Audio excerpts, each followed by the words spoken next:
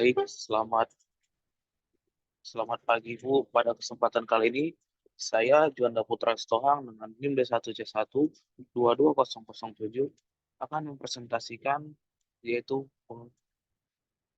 teknologi tugas dari teknologi mata kuliah teknologi pengolahan limbah dengan dengan tujuan yang berjudul pengolahan potensi pengolahan limbah pada daerah Kecamatan Batangkuis, yang dimana Batangkuis merupakan kecamatan dari asal domisili saya. Baik, sebelum itu saya akan menampilkan slide-nya.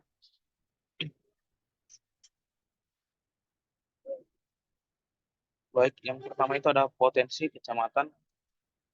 limbah dari Kecamatan Batangkuis, Batangkuis ini merupakan kecamatan yang terletak pada Kabupaten Deli Serdang, Provinsi Sumatera Utara. Baik, yang pertama, untuk jenis limbah yang berpotensi di Batangkuis. Yang pertama itu ada limbah pertanian, yaitu ada sisa panen yang berasal dari sisa panen padi, jagung, kelapa sawit, dan ataupun tanaman hortikultura. Yang selanjutnya itu ada limbah peternakan yang berasal dari kotoran sapi, ayam, dan juga kambing. Nah, ada juga limbah rumah tangga, itu organik seperti sisa-sisa makanan dan juga anorganik seperti plastik. Dan untuk limbah industri kecil itu berasal dari pengolahan makanan atau limbah industri yang mengolah kerajinan ataupun bengkel. Nah, selanjutnya untuk latar belakang. Untuk latar belakang, limbah pertanian dan industri. Limbah pertanian dan industri merupakan tantangan sekaligus peluang bagi pengelolaan lingkungan. Nah, Kecamatan Batangkuis memiliki potensi besar pada sektor hortikultura dan industri pengolahan tahu, yang dimana pada Kecamatan Batangkuis terdapat beberapa industri perusahaan, dan menjadi salah satu fokus kita kali ini adalah industri pengolahan tahu. Nah, untuk pengelolaan limbahnya ini dapat meningkatkan keberlanjutan lingkungan dan juga meningkatkan perekonomian lokal. Nah, tujuannya ini untuk mengidentifikasi potensi limbah dari sektor pertanian dan juga industri tahu, dan menganalisis peluang pemanfaatan dan teknologi pengolahannya.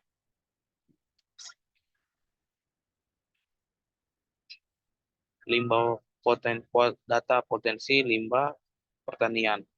Untuk produksi tanaman hortikultura pada tahun 2023 berdasarkan BPS, Badan Pusat Statistik, itu atau ada limbah itu, mohon maaf, itu kangkung itu dihasilkan sebanyak 1.596 kuintal, dan untuk sawi itu 1.320 kuintal, dan untuk limbah hortikultura itu diperkirakan 10 dari 20% dari total produksi yang dihasilkan.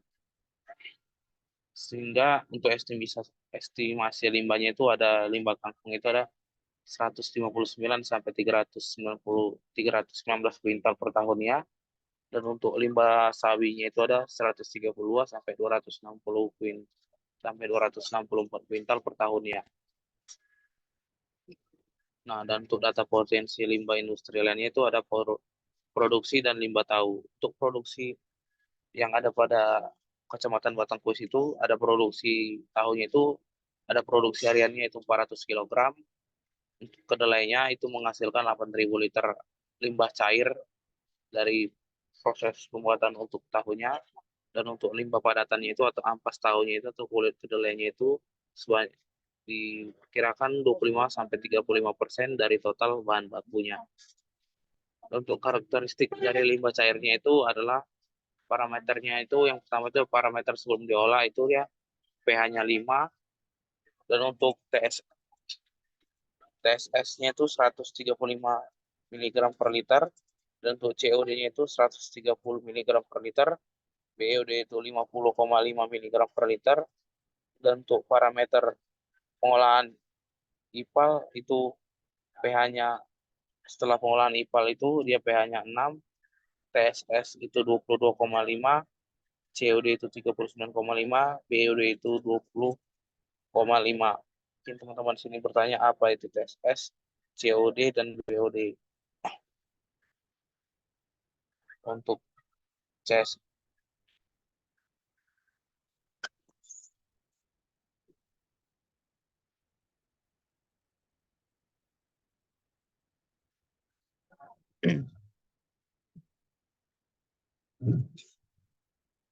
TSS itu adalah total suspensi solid, itu maksudnya itu adalah jumlah partikel padatan yang tersuspensi dalam air yang tidak larut dan dapat disaring. Dan untuk COD itu adalah chemical oxygen demand. Maksudnya itu adalah jumlah oksigen yang dibutuhkan untuk mengoksidasi bahan organik dan anorganik yang terlarut atau tersuspensi dalam air menggunakan bahan kimia. Dan BOD itu adalah biochemical demand, itu maksudnya adalah jumlah oksigen yang dibutuhkan oleh mikroorganisme untuk menguraikan bahan organik dalam air secara biologis. Selanjutnya itu ada peluang pemanfaatan limbah. Untuk pertanian limbah hortikultura itu dia peluangnya itu tadi dari bisa diolah menjadi kompos atau diolah menjadi pupuk organik, dan pakan ternak itu sisa tanaman untuk pakan alternatif. Dan selanjutnya itu ada industri tahu. Nah, dari industri tahu tadi ada limbah padat. Nah, pakan ternak ini bisa dijadikan limbah padat tadi bisa dijadikan pakan ternak atau oncom, dan bisa dijadikan untuk bahan campuran kompos. Dan untuk limbah cairnya itu bisa dijadikan untuk fitoremediasi, itu menggunakan tanaman eceng gondok, dan juga air olahan ini tadi bisa digunakan untuk irigasi atau masih aman digunakan untuk menyiram tanaman tadi. Dan untuk fitoremediasi,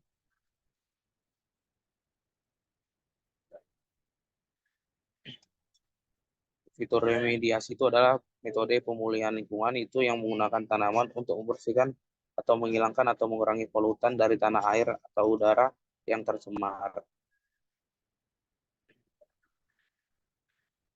Nah, selanjutnya itu adalah teknologi proses pengolahan IPAL. Untuk industri tahu di sini yaitu ada proses pengolahan limbahnya itu yaitu dengan IPAL. Nah, tahapan IPAL itu ada bak ekualisasi, itu menampung limbah cair, bak sedimentasi itu mengendapkan padatannya tadi, dan bak vitromediasi itu menggunakan eceng gondok seperti yang saya sebutkan tadi artinya. Dan untuk output hasil dari limbahnya tadi itu bisa menghasilkan air yang aman untuk dibuang atau digunakan kembali. Nah, dan untuk pertanian itu ada post composting, itu tahapan itu pencampuran limbah hijau dengan bahan karbon atau sekam padi, kemudian dilakukan dengan aerasi dan pembalikan secara berkala sehingga menghasilkan output itu pupuk organik.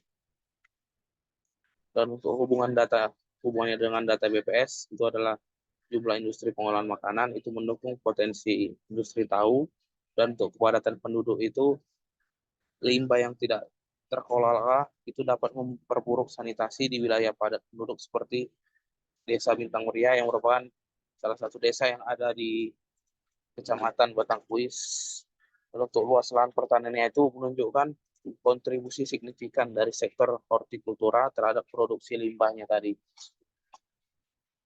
Nah, untuk kesimpulan dan saran itu yang pertama, limbah dari sektor pertanian dan industri Kecamatan Batangkuis memiliki potensi besar itu jika dikelola dengan baik. Dan teknologi sederhana seperti composting dan IPAL ini berbasis fitoremediasi ini dapat diterapkan. Seperti dan untuk limbah-limbah yang dihasilkan dari Kecamatan Batangkuis ini sebenarnya bukan ini saja, tetapi yang pada kali ini kita fokuskan pada beberapa bidang seperti ini tadi, pengolahan industri tahu dan juga pertanian hortikultura tadi.